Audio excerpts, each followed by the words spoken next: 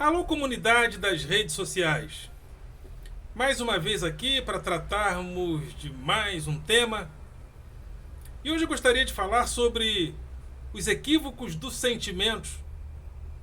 Sentimentos são valores que, se nós não soubermos colocá-lo no lugar certo ou nos lugares certos, podemos ter interpretações diversificadas e não assertivas sobre a realidade.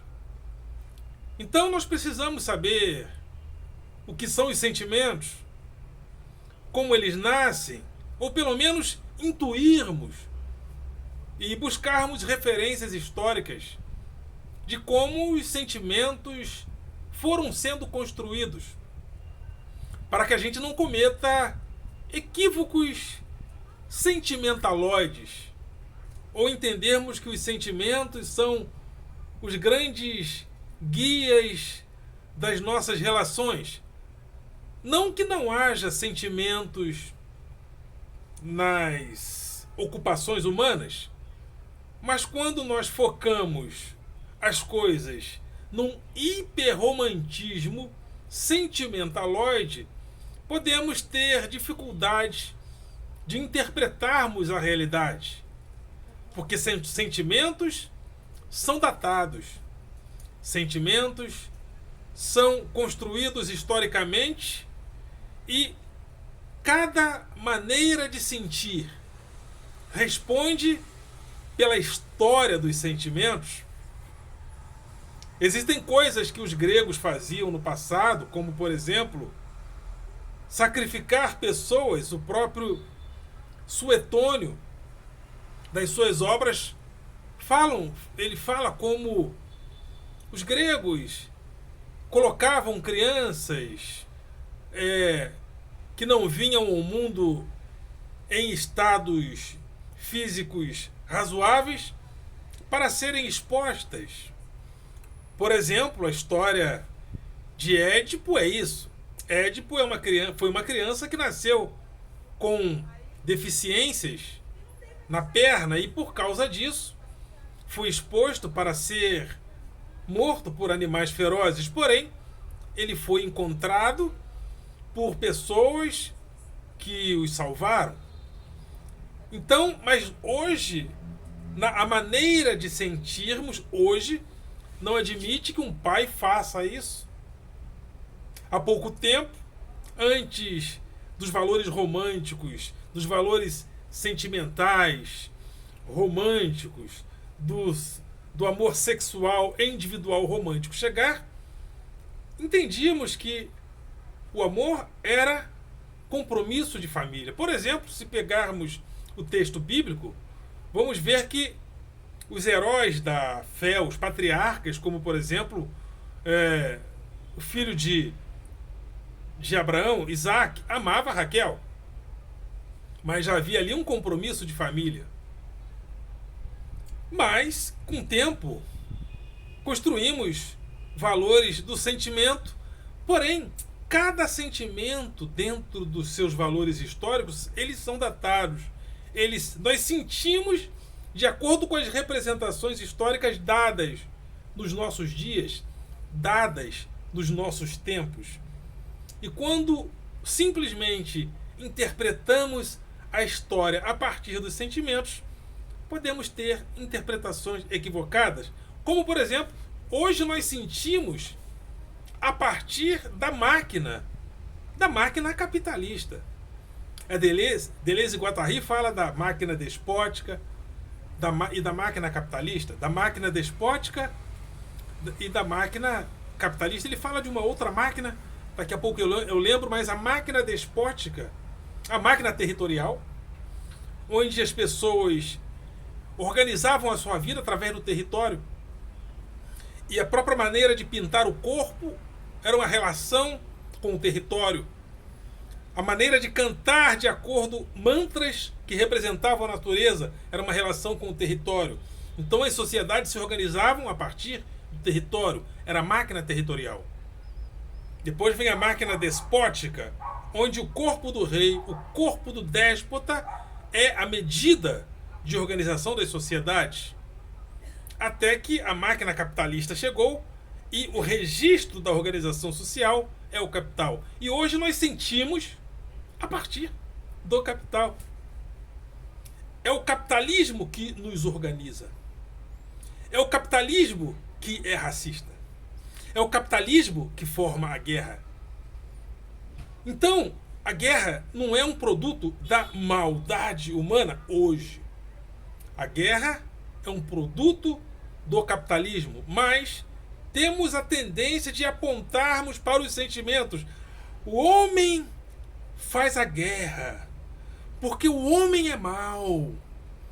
Porque o ser humano não tem piedade do próximo. A guerra sempre existiu. Em cada momento histórico ela era datada de uma determinada maneira. A guerra existia na época da Bíblia. E o Deus da Bíblia disse para o seu povo, segundo está escrito, e os crentes leem isso e falam que, olha, que legal, eles obedeceram a Deus. Deus mandava entrar no território do inimigo e matar até crianças. Mas isso era datado. Os sentimentos daquela época, daquele período, daquele tempo, entendia dessa maneira, que os sentimentos deveriam ser organizados a partir do teocentrismo. Deus é o centro. Então a relação com o outro se dá a partir do sagrado, através da divindade, através da organização, então nós nos organizamos territorialmente através de uma natureza que é divina ou criada por Deus e nos organizamos socialmente a partir dos ordenados de Deus, através do sagrado. Então, o que são os sentimentos? Não eram os sentimentos individuais, sexuais, românticos da atualidade, porque não estava, e não era também, e aquilo que parecia atrocidade para nós lá, não é a mesma atrocidade aqui, porque aqui construímos algum valor humanístico que não nos permite achar que devemos matar crianças em nome de nada.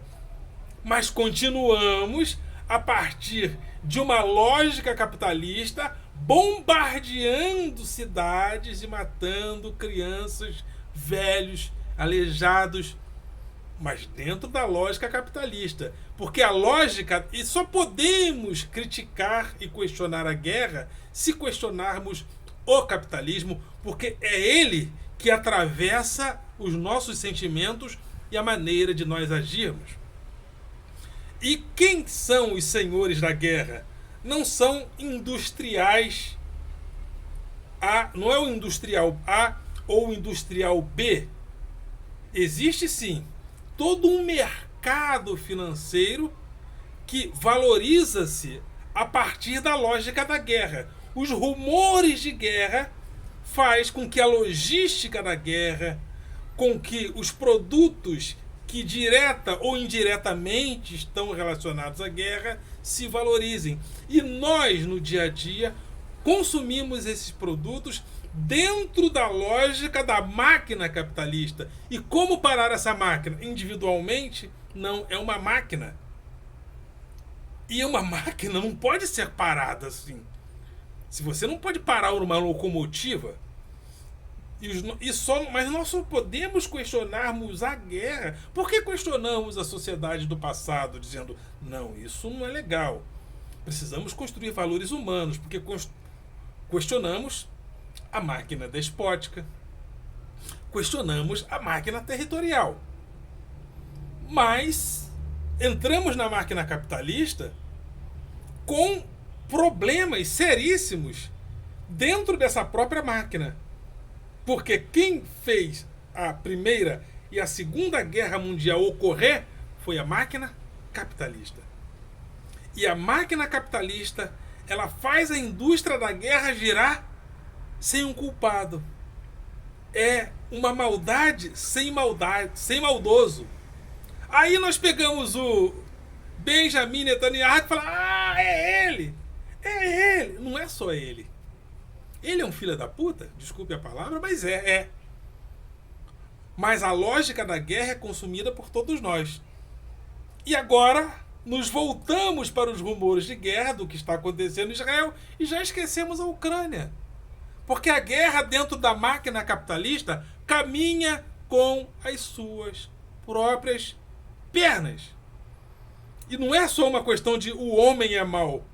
A máquina capitalista responde por nós. É a máquina capitalista que forma a lógica da guerra. Por quê? A própria Ucrânia, o PIB da Ucrânia subiu com a guerra. E vários louros políticos foram ganhos pelo presidente da Ucrânia, que agora até esqueci o nome do cara sumiu da imprensa, esqueci o nome do cara. Mas a lógica da guerra passa por ali e os ativos da guerra são fomentados no mercado financeiro. E nós consumimos esse produto e o próprio fato de acessarmos o conteúdo guerra nas redes sociais faz com que os rumores de guerra cresçam e os produtos e serviços e o serviço da guerra se valorize, inclusive no mercado financeiro. Então, os nossos sentimentos são atravessados também por... Agora, se nós ficarmos... a guerra acontece porque o homem é mau. Então somos maus também, porque nós fazemos parte dessa máquina. É claro que tem aqueles que intencionalmente aproveitam dessa máquina para liderar as atrocidades. Tudo bem. Mas precisamos entender que eles não estão sozinhos nisso.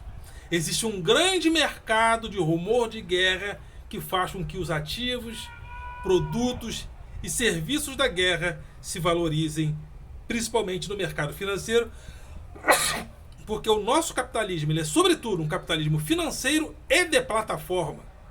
E onde a produção passa, por onde a produção ocorre hoje, é através das máquinas, como no passado?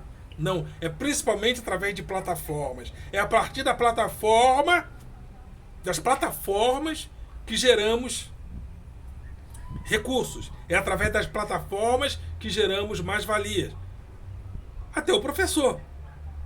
Se os professores não tiverem nas plataformas, as aulas não ocorrem. A produção educacional não ocorre. E não é só a guerra, o próprio racismo. O racismo existia na antiguidade? Não. As etnias lutavam, mas havia inclusive respeitos de uma tribo para com a outra. O respeito do troiano para com o grego. O respeito de Heitor para com Aquiles. A ponto de Aquiles ceder o corpo de Heitor para Príamo para que ele fosse enterrado com as honras de um herói. Por quê?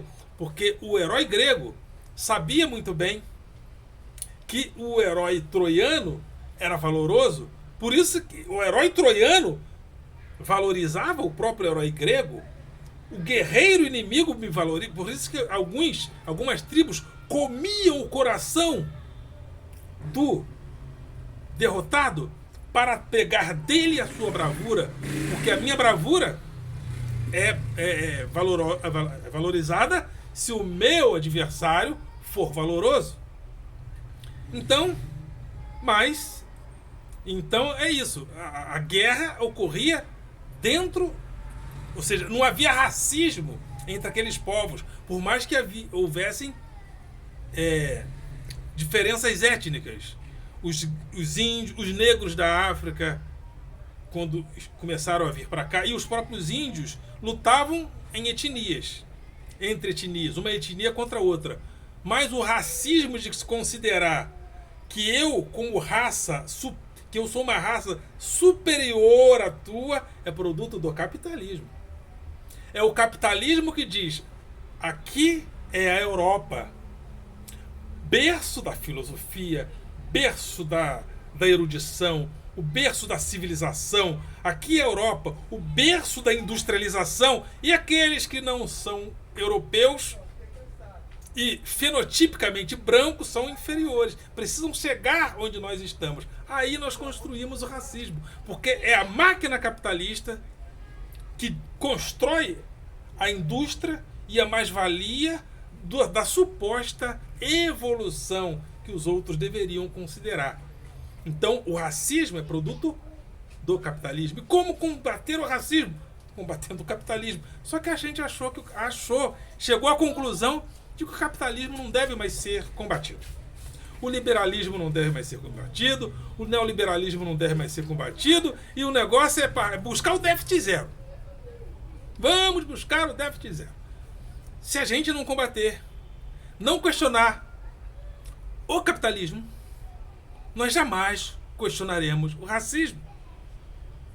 Aí vamos criar negros como branco de segunda categoria. Brancos que viajam para a Europa, mas não na primeira classe, porque ali é o lugar do branco. Aí nós criamos negros como branco de segunda categoria, porque não questionamos o capitalismo, que cria privilégios e um fenotipo para ser observado como o principal fenotipo do sucesso. E isso não acabou e está longe de acabar. O mundo está aí abrindo as janelas para nós da xenofobia. Um restolho do capitalismo. E não questionar o capitalismo, não questionar essas coisas a partir do capitalismo, é não questionar. Porque quem cria os guetos? Quem cria os guetos do mundo, onde alguns não são privilegiados? Quem cria o palestino oprimido? Quem cria o palestino oprimido diante de um Estado de Israel como um dos povos com maior qualidade de vida do mundo, e o palestino lá no buraco, com quase 50% de desemprego, tendo que trabalhar no Hamas? Quem cria essa condição? O capitalismo. Mas a gente, como não questiona mais o capitalismo, a gente diz: a desigualdade é normal. E por que o Hamas fez isso? É porque eles não têm Jesus no coração. Eles não têm Jesus. Eles não têm Jesus no coração. Eles são mal. Não, a máquina capitalista produz o racismo. A máquina capitalista é a grande máquina da guerra. E se não questionarmos o capitalismo, vamos ser reféns dos sentimentos. Eu tenho um problema com esse negócio de sentimentos. Eu não levo muito a sério os sentimentos, né? Aqui a gente encontra pessoas que falam assim: meu santo não bateu com dele. Eu acho isso tanto quanto infantil. Às vezes o meu santo não bate com algumas pessoas, mas o problema é do santo. É só não levar a sério. Entendeu? Porque às vezes o santo não bate por questões sociais que nós não conseguimos às vezes explicar, mas a máquina capitalista cria preconceitos. E o preconceito é a casa onde o indivíduo habita. Chega uma pessoa às vezes e bate de frente e diz para a pessoa que aquele preconceito dela está errada com atitudes. A pessoa não gosta. O santo dela não gostou daquilo. Então eu não tenho muito, né? Eu não levo muito a sério os sentimentos, né? Sentimento de inveja, que eu também tenho. Aliás, confessar um pecado. Qual inveja? Eu tenho inveja? Tenho. Só de uma coisa, eu tenho inveja de best-seller. Eu vou escrever meu livro, um dia eu vou ser um best-seller. Vou me livrar do sentimento de inveja do best-seller. O best-seller, aliás, adoro ver um best-seller corno, né? É um best-seller, mas é corno, né? Então é isso. Então é só não levar muito a sério. Não levo muito a sério. Porque os sentimentos, eles são datados. Uma vez que nós mudamos o modelo econômico, o modelo de nos comportarmos socialmente, mudamos também os sentimentos. Mudamos os sentimentos. O mundo digital criou um novo homem.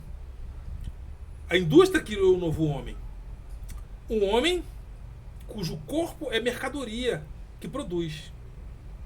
Agora, a indústria foi esvaziada. E existe uma maneira de... Só que, como a indústria foi esvaziada, o Estado diminuiu gradativamente o serviço de bem-estar social à população, e essa população passou a comprar menos, aí o capitalismo inventou uma nova maneira de produzir mais-valia. Vamos criar dinheiro que gera dinheiro. É um capitalismo financeiro de plataforma, onde nós achamos que as coisas são economicamente mágicas, né? Basta clica aqui para passar o Pix.